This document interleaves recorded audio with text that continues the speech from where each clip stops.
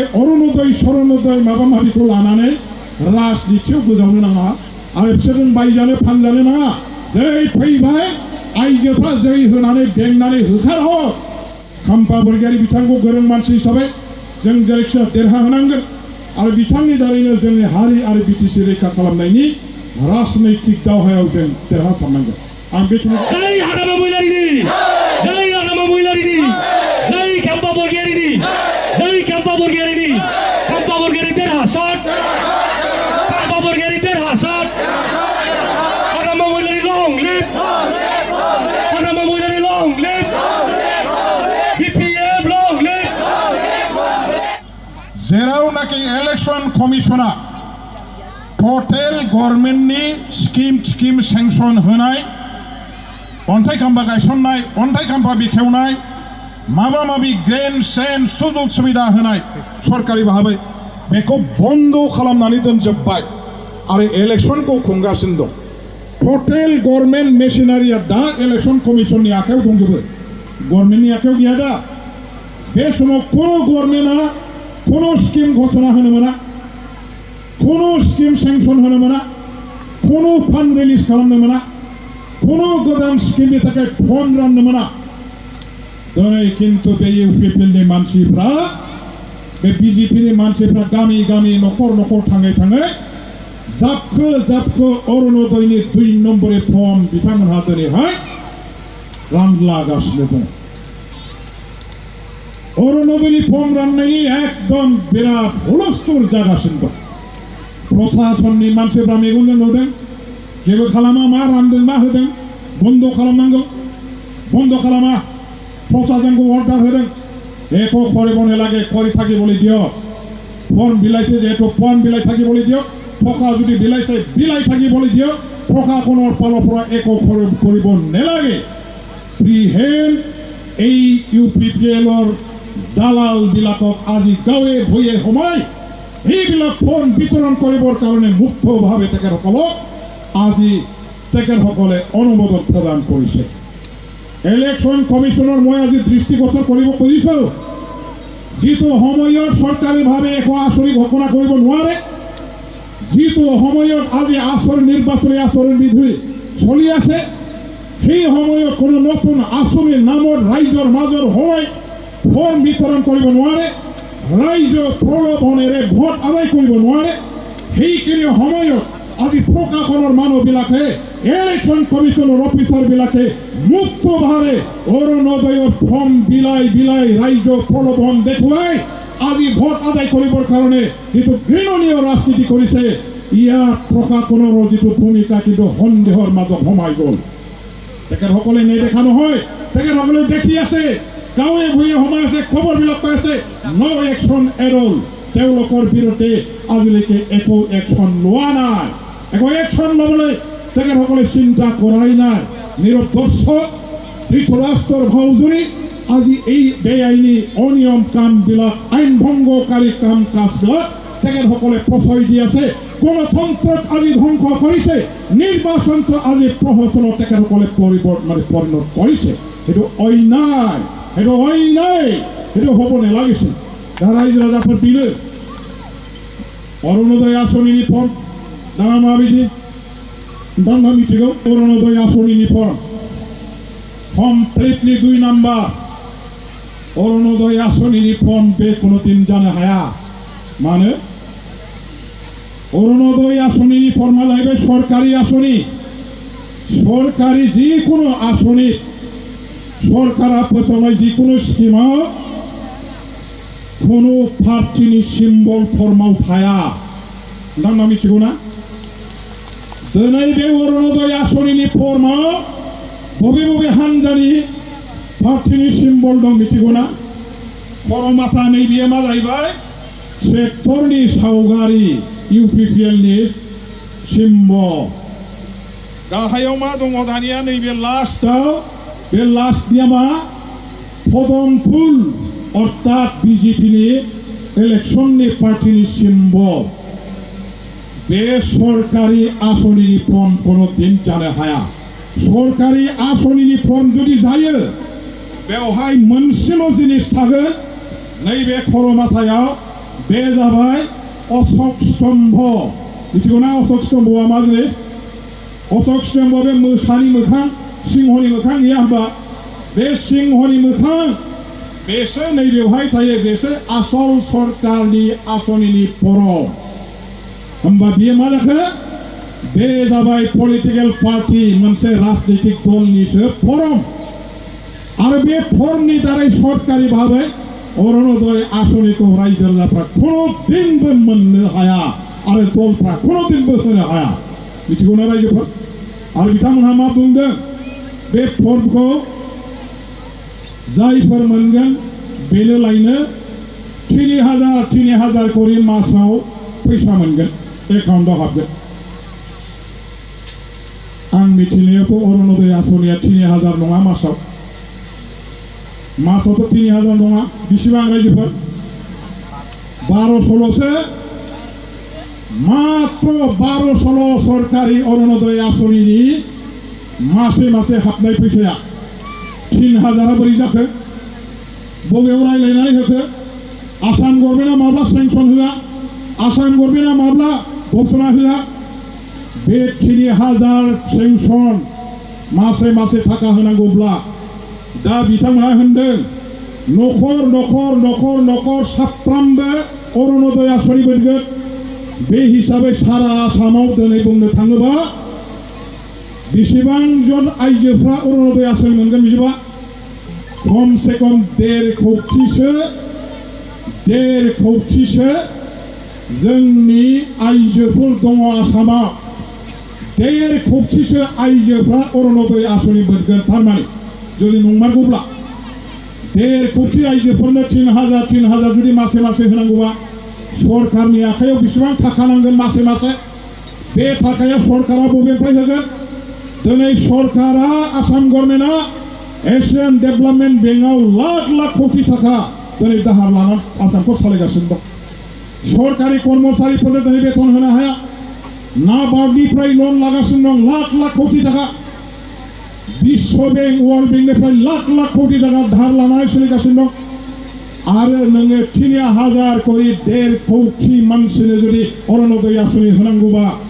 बे गभर्नमेन्टआ आसामनि हा हु हाजो हाला दैमा दैसा बिसि फिसा फानजोबबाबो होनो हानाय अबस्था गैया आरो बे आसामनि गभर्नमेन्टनि आसनि नङा बेयो जाबाय पार्टिफोरनि मोनसे साफायनानै मानसिफोरखौ थगायनो थाखाय साफायनाय राननाय फर्म मानो बिथांमोना मिथिबाय नखर इउपिपिएलआ साख्रि होनो बुंदोंमोन कोनो जोंनि बिदा फंबायफोरनि नखराव रावखौबो साख्रि होनो हायाखै हादोंना रायजोफोर हायाखै जाय गामियाव हाबबाय इउपिपिएलनि नेताफोरखौ सोङो नोंथांमोना इलेक्सननि सिगां नखरफ्रोमबो साफा साख्रि होनायनि बाथ्रा बुंदोंमोन जबान होदोंमोन दासिम मानो साख्रि होनो हायाखै बोरो नोंनि साख्रि होगोन होननायखौ खोनानानै आंनि बिदाया आंनि बिनानावा आंनि बिब'आ आंनि फिसाया नोंजों ट्रेक्टराव गाखोनानै दै होफादों खामानि मावदों नोंसोर देरहालांदों सरकार जादों बोरो साख्रिया थगायसुला फोथाय खेबस' मैखारिसिया आरो नोंसोर दिनै जोंनि खाथियाव फैबावदों रायजोफ्रा दिनै हाबहोआ जोंनि आइजोफ्रा हमदों बोरो 75,000 थाखानि सेल्फ हेल्प ग्रुपनो सेंसन होनो होननाया बोरो 10 लाख राकेशआ सेल्फ हेल्प ग्रुपनो सेंसन होनो होननाया बोरो बहा थांखो मावजि जालांखो ना मानसि जालांजोबखो दिनै सोंदों आइजोफ्रा रायजोफ्रा गोसो हरजादों बै बान्दोआ मानो जादिया बै लामाया मानो जादिया बै हस्पिटाला मानो जादिया जोंनि मास्टारफोरनि साख्रिया मानो जादिया मास्टारफ्रा हमदों मास्टारफोरखौ मा बुङामोन 6.3 बिटिआर रेकर्डआव दफा दं बे मथे जेसेबां भेन्सार स्कुल दङ बे भेन्सार स्कुलफ्रा गासैबो प्रभिन्सियेलाइज जाजोबसिगोन मास्टार भाइफोर गासैबो फैजोबनानै जोंजों खामानि मावदो होनदोंना होनाखै बिसोर होनदोंमोन ना मास्टारफ्रा बारसोमजोब्बाय पुरा भेन्सार स्कुलनि मास्टारफ्रा फाग्ला जाजोब्बाय इउपिपिएल जानानै खामानि मावजोब्बाय देरहालांबाय सरकार बानायबाय जाबायना प्रभिन्सियेलाइज जाजोब्बायना कलेजफ्रा प्रभिन्सियेलाइज जाजोब्बायना हाई स्कुलफ्रा प्रभिन्सियेलाइज जाजोब्बायना एलपि स्कुलनि मास्टारफोरनि साख्रिफ्रा जायाखै जानायबो नङा आसाम गभर्नमेन्टआ दायित्व लाया मा होनदों आसाम गभर्नमेन्टआ मिथिगौना बे भेन्सार स्कुलफोरखौ प्रभिन्सियेलाइज खालामनायनि बागै जेला बिटिसि गभर्नमेन्टआ आसाम गभर्नमेन्टजों रायलायदों मा होनदों आसाम गभर्नमेन्टआ मिथिगौना बिसोर बुंदों जों आसाम गभर्नमेन्टआ बेखौ प्रभिन्सियेलाइज खालामनायनि दायित्वखौ लानो हाया एडुकेशन डिपार्टमेन्टआ अर्थात सोलोंथाइ बिफाना नोंथांमोननि आखायाव दं गतिके जेसेबां भेन्सार स्कुल दं सोलोंथाइ बिफाननि बिटिसि गभर्नमेन्टआ गावनो काउन्सिलनिफ्राय नोंसोर सरकारि खालामनानै लायो ना मायो नोंसोर खोथा प्रभिन्सियेलाइजखौ नोंसोर खालामनानै ला काउन्सिलाइज खालामनानै ला जोंहा आसाम गभर्नमेन्टआ बेखौ प्रभिन्सियेलाइज खालामनांगौनि खोथा गैया बिदि बुंदों दा मास्टारफोरनि साख्रिया जाला दिनै मास्टारफोरनि साख्रिनो प्रभिन्सियेलाइज खालामनांगौबा बेथन होनांगौ बबेनिफ्राय होनो काउन्सिल गभर्नमेन्टआ प्रभिन्सियेलाइज खालामबा बेथन होनांगौबाथ' नोङो बिटिसि गभर्नमेन्टआ गावहानो रिभिनिउ थानांगोन टेक्स कालेक्सन खालामनाय रिभिनिउआ जमा जानांगोन फरेस्ट रयेल्टी अन्थाइ बाला दंफां औवा बेट बिलाइ मुलि हाग्रानि जेसेबां दङ बेखौ फाननानै मोननाय जेसेबां टेक्स कालेक्सन जायो बेखौ गोदो बिटिसिआ गावनो गासिबो मोनजोबोमोन हाग्रामा महिलानि नामाव कौटि कौटि श' कौटि रिभिनिउआ फरेस्टनिफ्राय फैयोमोन जेसेबां गारिफोरनि बे टेक्स नाम्बार खालामनायनि टेक्स अभारलडिंनि टेक्स बायदिसिना एक्सिडेन्ट जानायनि टेक्स जेसेबां हेलमेट हमैनि टेक्स दा पुलिसफ्रा थाङो बे गासैबो ट्रेन्सपर्टआ कालेक्सन खालामनाय टेक्सआ बिटिसिआ मोनजोबोमोन कौटि कौटि थाखा टेक्स मोनोमोन जोंहा जेसेबां जौ दखान दं हाथायाव फानग्रा माबा माबि फेग्रा बेसाद जेसेबां एक्साइजनि टेक्स फैयोमोन बिटिसिआ मोनजोबोमोन दा आसाम गभर्नमेन्टआ गासैबो टेक्स अन्थाइ बाला हाजो हालानि दंफां लाइफां बिलाइनि जेसेबां गारि घोड़ानि टेक्स गासैबो लांजोब्बाय बिटिसिआ थाइसेबो मोना जे जिनिसखौ हाग्रामा महिलारिया बिटिसिआव लाखिजोबदोंमोन प्रमदनि दिनाव गासैबो लांजोब्बाय माबेजों बेथन होनो माबेजों स्कुलखौ प्रभिन्सियेलाइज खालामनो नोङो दाना हाया नै बेफोरखौ दा मास्टारफ्रा गामि गामि जेब्ला जोंनि इउपिपिएलनि नेताफ्रा हाबो हमनानै सोङो आरो बुंनो होसो जायो जायनि थाखाय दिनै गामियाव हाबनो हाला भट बिनो हाला रायजोफोरनि खाथियाव थांनो हालासो रायजोफोरनि खाथियाव थांनो हायाबा भटआ बिनो हायाबा बोरै देरहागोन भटआथ' रायजोफोरनिखौ मोनथारनांगोन रायजोफोरनावथ' खाथियाव थांथारनांगोन होमबा दानिया बोरै बबे उफायजों हाबनो लामा नागिरबाय लामा नागिरनानै दाना मा खालामबाय जोंनि हारिनि गेजेरावनो होन मालाय हारिनि गेजेराव होन समाजनि बयनिख्रुइ सिधा सादा सरल सहज गोरलैयैनो बुरखायनो हानाय फोलेरा जाबाय हिनजाव माहारि बे हिनजाव माहारिया थगायनायखौ बारा साना सिधा सादा सरल सहज भलि भालि थगायनो हायो गोरलैयैनो हौवाफोरखौथ' हाला हौवाफ्राथ' जुजिगोनसो बेखायनो हौवाफोरनि माबा जेबो आसनि गैथ'ला दांना होबाय दाना हिनजाव मानसिफोरनि भट मोनबाबो जोङो देरहागोन बेखायनो हिनजावफोरखौ फुस्लायनायनि बुरखायनायनि नैबे बुद्धिखौ खालामनो थाखाय नैबे अरुणोदय आसनिनि फर्मुलाया फैबाय मिथिबायना अरुणोदय आसनिनि फर्म सफैनानै दा रानलाजोब्बाय गामि गामि राननाय लोगो लोगो जावरिखांजोब्बाय जोंनि आइजोफोरनाव 1 नाम्बार 2 नाम्बार 3 नाम्बार 4 नाम्बार मा जातनि फर्म नंगौना नङा सरकारि फर्म ना पार्टिनि फर्म ना 2 नम्बरी ना 1 नम्बरी ना 3 नम्बरी जेबो बुजिला अरुणोदयनि फर्म रानदों अरुणोदय 3000 करि मोनगोन बिपिएफनाबो खारलांबाय बिजेपिनाबो खारलांबाय इउपिपिएलनाबो थांबाय फट' स्टेट खालामबाय डकुमेन्ट्स जमा होबाय फिलआप खालाम जमा होबाय किन्तु बेवहायनो इउपिपिएलआ बुंहरबाय दाना बिजेपिआ बेवहायनो बुंहरबाय दाना हे बिब'मोन बिनानावमोन अरुणोदय आसनिया ओरै मोननाय नङा फर्म फिलआप खालामबाय जेब्ला ट्रेक्टराव भटखौ होनांगोन ट्रेक्टराव भटखौ होआबा फर्म फिलआप खालामनानैल' फैसाखौ मोननाय नङा अरुणोदय आसनिखौ मोननाय नङा जाय फिलआप खालामनानै भटखौ होआखै बे कम्पिउटाराव जाथारखागोन जाय हिसाबा मोनखागोन फर्म फिल आप खालामनानै भट होयोबा बिनि भट होनायाबो जोंहा हिसाब ओंखारगोन कम्पिउटाराव ओंखारगोन होमबासो इलेक्सन बायनानै थाखाया 3000 धारासार हाबबाय थागोन नै 3000 फैसा मोननायावलाय सोरहा लब जाया बयहाबो लब जायोना मोननोबो हागौ फर्म फिल आप खालामनायावलाय माथो दाय दं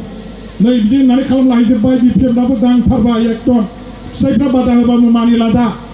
फिसाइफोरनि बादा होनाय फिसालाफोरनि बादा होनायखौ मानिला जाले जाम्बि जाया मानो थांलायबाय बादा होबाबो मानिलिया बिसोरजों फिसाइजों दावराव नों मा मिथिगौ जाम्बा बयबो खालामदों आंबो खालामनांगौ मोनोबा मा होनदों नोंलाय आंहा मासे 3000 मोनगोन मा जाखाबायदों बे आंखौ बिदि बुंलाबाय नै दावराव दावसि बिसोरनि गेजेराव गन्जलाबो जाबाय न'खरसेयाव बिसिजों फिसाइजों बुखावना होबाय दाना आरो बेवहायनो मा जाहैबाय राजनितियावबो एफेक्ट होबाय राजनितियावबो दाना एफेक्ट होबाय बिपिएफनि मानसियानो बे फर्मखौ लानानै अरुणोदय मोननांगौनि खाथिराव ट्रेक्टराव भट होनायनि थाखाय सिं सानखोमाबाय बेबायदि जागासिनो दं दा अरुणोदय आसनिया बे नंगौना नङा मोनगोन ना मोना बेनि काहानिखौ आं एसे बुंनो गभर्नमेन्टआ मोनसे बेबायदि मेगा स्किम बिराद गिदिर स्किम बियो बेबायदि स्किमखौ घोषणा खालामनायनि सिगां आसामनि बाजेट सेसनाव बेखौ डिसकासन खालामो दाख्लै थांनाय फेब्रुवारि मासाव आसामाव बाजेट सेसन जिरायखांबाय बे बाजेट सेसनाव जोंबो दङ बाजेट सेसनाव देग्लायनि बाजेटआव अरुणोदय आसनि होनायनि कोनो बाजेटआव थाखा फैसा हमनाय जायाखै घोषणाबो होआखै बबेबा मोनसे आसनिखौ मावनांगौब्ला गभर्नमेन्टआ बे आसनिनि नामाव थाखा हमनानै बाजेटआव पास खालामनानै दोनखानांगौ देग्लाय जुदि नोङो मोनसे एमएलए समष्टियाव 10,000 जुदि अरुणोदय आसनि होनो नागिरदोंबा होमबा सारा आसामनि 126टा समष्टियाव 10,000 ब्ला बेसेबां हाजार जायो आरो बेनि थाखाय मासाव 3,000 होनांगौबा मासाव बेसेबां कौटि 600 कौटि नांगौ बे बाजेटआव हाबनानै थाखाजोबनांगोन बाजेटआव पास खालामना लाखागोन होमबासो गभर्नमेन्टआ बेनिफ्राय फर्म राननायनि बेबस्था खालामगोन आरो बे फर्मखौ सोरनो हरगोन दतमा समष्टिनि थाखाय 10,000 होननाय लोगो दतमा समष्टिनि 10,000 फर्मखौ बे समष्टिनि एमएलएफोरनि आखायावसो हरगोन आरो बे एमएलएफोरनिफ्रायसो रायजो राजा जोंनि बिब' बिनानावफ्रा फर्मखौ मोनगोन बेवहाय बिसिडिसियावबो एफा एनै फर्मा फैगोन आरो बिसोरबो हरगोन माखासे मानसिखौ जोंबो होगोन दानिया बेखौ सायख'नानै जेराव 10,000 मोनबाव 20,000 फर्मा गोग्लैसै दाना बिसोर होलाय जों होलाय नै बिदिजों दा बेखौ थिग खालामनानै आसल बेनिफिसियारि आसल एप्लिकेन्ट मोननांगौनि थाखाय सायख'नो मोनसे सेलेक्सन कमिटि दं जिल्लायाव आरो बे सायख'ग्रा कमिटियाव डिसिआ चेयारमेन बिडिअफ्रा मेम्बार सार्केल अफिसारफ्रा मेम्बार आरो एमएलएफ्रा मेम्बार दा दतमा समष्टियाव जेसेबां एप्लिकेसन गोग्लैबाय बेखौ नायनो थाखाय टटेल लिस्टखौ एमएलएनि आखायाव हरो एमएलएफ्रा दाना जोंनियाव लिस्टआव फैनाय लोगो टटेल लिस्टआ जोंनाव फैनाय लोगो जोंनि प्राइमारि कमिटिफोरखौ जों लेंहरो प्राइमारि कमिटिखौ ब्लकखौ जों मोनगोन एफा बुरजा नोंनि ब्लकआव प्राइमारिनिफ्राय फैनाय नैबे आसनिनि एप्लिकेन्टफ्रा सोरनि मानसि जाखो आं सिनाया नोंसोर बेखौ सायख'ना हरनांगौ जोंनिखौबा दोनदो मालायनिखौबा दानदो होननानै जों हरनाय जायो आरो बेबायदि जोंनि प्राइमारि कमिटिफ्रा बासि जाय जोंनि बिसोरखौ सायख'नानै हरो आरो जोंनि नयखौ दानना हरो दा होमबा नंगौब्लाबो फर्मा आंनि आखाइजोंसो थांगोन आरो एप्लिकेशनखौ फाइनाल सिलेक्शन खालामनायनि मालिकआ जाबाय आंसो एमएलएफोरसो दा रानलाबायनाय बे दालालफ्रा नङा खबरदार नंखायनो बे दालालफोरनि आखाइनि फर्मखौ मोननाय लोगो साव मोननाय लोगो बिसिबां गाहाम बे पार्टिनिसो फर्म बे सरकारनि फर्म नङा बे थगायनाय रायजोफोरखौ इलेक्सनाव बोरै भट मोनो जोंनि आइजोफोरखौ दिनै बिथांमोनहा अफ्रि सारनानै नाखौ जमा जाहोनानै जेजों सारनानै हमनायनिसो पलिसि लादों बेखौ मिथिनानै ला बुजिबायना रायजोफोर गतिके लानांगौ गैया दानिया मोनसे जिनिसखौ बिसोर सिगिदोंनो दा बे माबे मोनखानाय अरुणोदय आसनि जायहा दा दङ दाख्लै सिगाङाव मोननायफोर जायफोर बिपिएफनि मिटिङाव थांगोन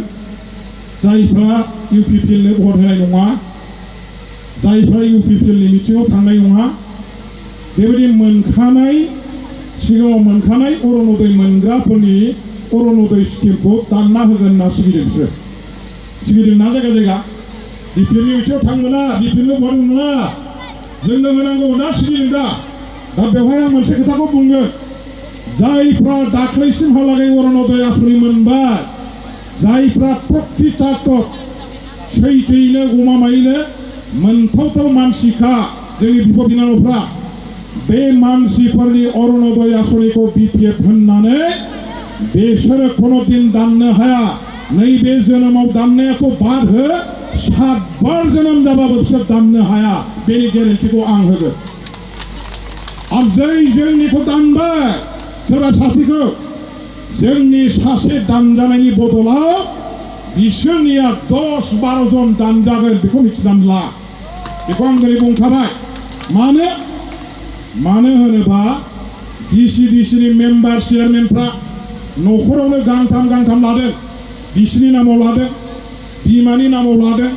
बिनानावनि नामाव लादों आरोथ' बिमादै बिमायं माबा माबिनि नामाव लाजोबबावदों गावहा न'खरावनो चेयारमेन मेम्बारा दिनै गांथाम गांब्रै गाहाम अरुणोदय आसनि लादों आसाम गभर्नमेन्टनि अरुणोदय सायख'नायनि गाइडलाइना जाहैबाय मा कोनो बिसिडिसि चेयारमेननि बिसि बिब' बिनानाव खुरमा बाहागिया अरुणोदय आसनि मोना बे जाबाय आसाम गभर्नमेन्टनि गाइडलाइनाव दं कोनो एमएलएनि न'खरनि बिमा बिब' बिनानावा मोना कोनो एक्स एमएलएनि बिब' बिनानाव बाहागिया मोना बे अरुणोदय सेलेक्सन खालामनायनि गाइडलाइनाव दं होमबा दिनै बे गाइडलाइनखौ भंग खालामनानै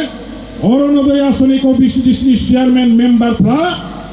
गावसोरनि बिसि बिब' बिनानाव बिमानि नामाव होगासिनो दं बे दानजायोना दानजाया दाना बे दानजागोन ना दानजाया दाना साख्रियालानि बिसि लानांगौ अरुणोदय आसनिखौ इउपिपिएलनि नेताफोरनिया बे दानजायोना दानजाया गावनो ओरैबायदि होनदों कोनो साख्रियावलानि बिसि बिमा बिफाया मोना होननाय दं लानानै दंजोबो आं ओंखायनो होनदों जोंनि सासेखौ दानदावोब्ला बिसिनिया सासेयाव 10-12 जना दानजागोन आरो बे दाननायनि खेलाखौ जाय खालामदावबाय लसआ बिस्रासो जागोन जोंहा जानाय नङा आरो बिसोरो सासेयाव जिहेतु 10 जन दानजागोन नैबेखौ गिनानै बिसोरो कुनुदिन जोंनिखौ दाननो हाया जेसेखि सिगिया बे आसुर गैयै हाथाय गैयै मोसानि सोगोमनाय बेखौ गिनांगौ जेबो गैया ओंखायनो रायजोफोर बिब' बिनानाव नोंथांमोनहा बे अरुणोदय सरनोदय माबा माबिखौ लानानै राजनिथियाव गोजावनो नाङा आरो बिसोरजों बायजानो फानजानो नाङा जै फैबाय आइजोफ्रा जै होनानै बेंनानै होखारहर आइजोफ्रा ज' जै होनानै घेराव खालामनानै होखारहर बेबायदि दालालफोरखौ दाहाबो हारिखौ थगायनानै राजनिति खालामनाय हारिखौ फाननानै दिनैहाय एमएलए एमपि जानो नागिरनाय मिसा नङै असैथो उफायनि दारै राजनिति खालामनानै गादि दखल खालामनायनि जाति फाननायनि मुगायसोयै राजनितिखौ जों बयबो हिनजाव हौवा जातिनाङै होबथानायनि राहाखौ लानांगोन आं रायजो राजाफोरखौ खावलायबाय जोबथारनायाव आं गोलाव खोथाखौ बुंला फैगौ 7 तारिख मे दिनैनिफ्राय 8 दिननि उनाव जागोन बे इलेक्सना जोंनि बिटिसि बासायनाय हारि बासायनायनिसो इलेक्सन क्षमता दखल खालामनायनि नामावल' लानाय इलेक्सन नङा बेखायनो बे इलेक्सनखौ दिनै जों हारि नाङैनो खौसे जानानै देरहाहोनांगोन बेवहाय जेसेबां फैबाय रायजो राजाफोर मोजां बासिख्ल' समाजनि मुरब्बिफ्रा दिनै बाहागो लाफैदों बयबो खामानि मावदो प्राइमारि ब्लक जोंनि सायावल' सोनारालासे भारतीय नागरिक हिसाबै बे इलेक्सन प्रसेसआव बयहाबो बिबान दंखाय आइफोर आफा फंबाय बिनानाव रायजो राजाफोर नोंथांमोनहा जोंखौ सहाय सुबिदा खालामनो थाखाय गावबागाव ओनसोलाव हाबदो खामानि मावदो खाम्फा बरगयारी बिथांखौ गोरों मानसि हिसाबै जों जायखिया देरहाहोनांगोन आरो बिथांनि दारैनो जोंनि हारि आरो बिटिसि रैखा खालामनायनि राजनैतिक दावहायाव जों देरहासारनांगोन आं बेखिनिखौ खावलायनानै बयनिसिमबो खुलुमनाय आरो सिबिनायखौ जासिहरनानै